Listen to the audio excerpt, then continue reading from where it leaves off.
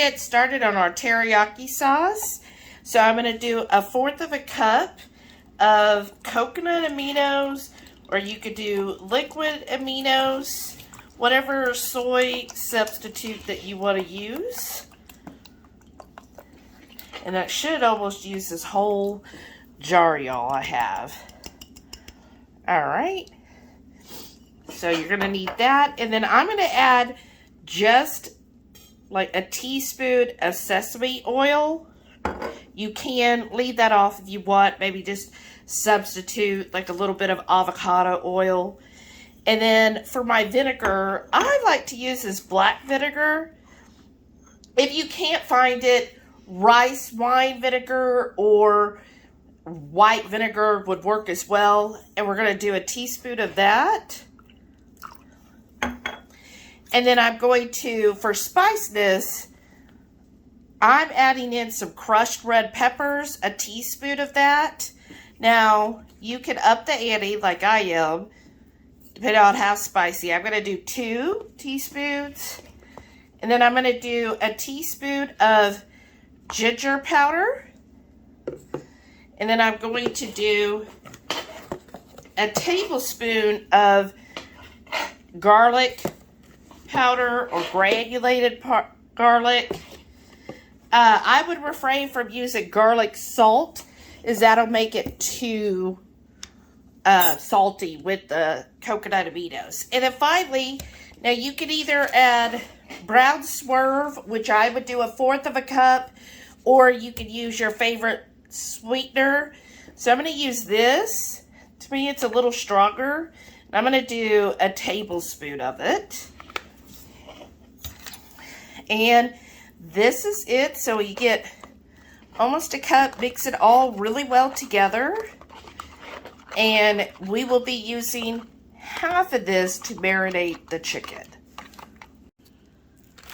Now we've got a couple pounds of thin chicken breast that we have chopped into bite-sized pieces. I'm putting it in a bag, y'all, just because I feel like when you're marinating meat, it goes better in a bag. Then I'm going to take half of that mixture, and I'm only going to pour half into it for now, and I want to save the other half for when we make this in the wok. So, now that it is in here, there we go. I'm going to start massaging that into the chicken. Make sure all of them gets a little bit of coating on it. And then we're going to put this in the fridge for at least 1 hour. You could do up to 4 hours. And there we go. Right.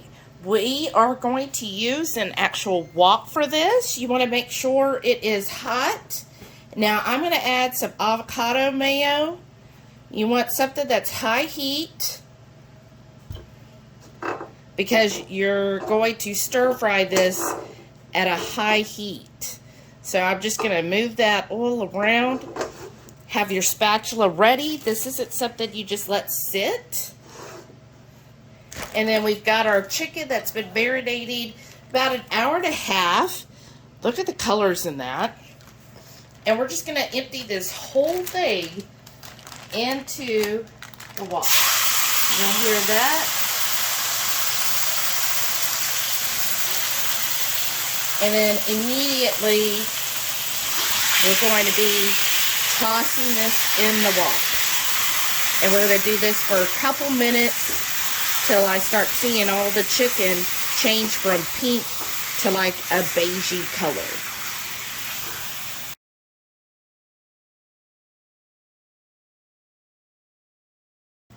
Now it's been a few minutes and all of my chicken looks really close to being cooked.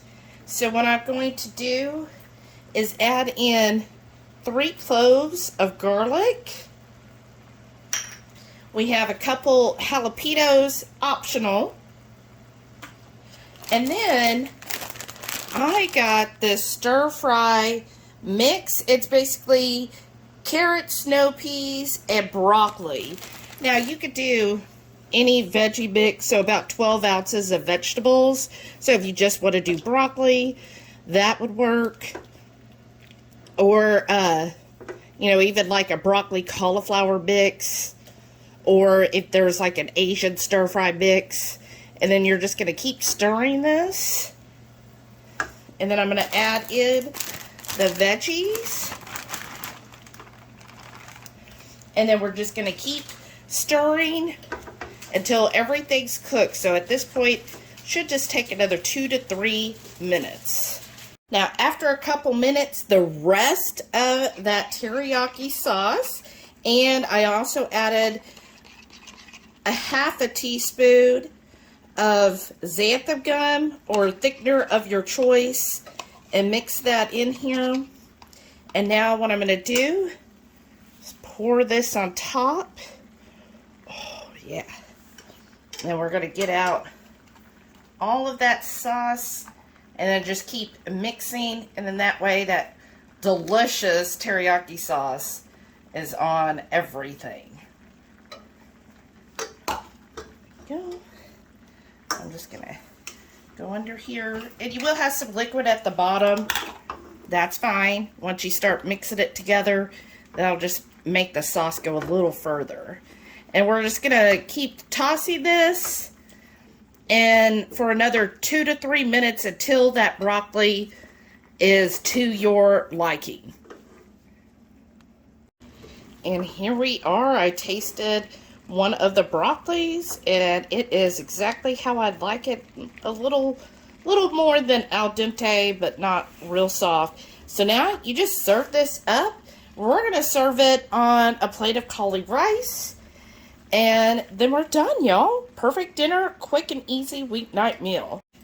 And there we go. Oh my gosh. This looks so good, y'all. Give them a few more broccolis there. And then I'm going to take the juices and pour that over as well.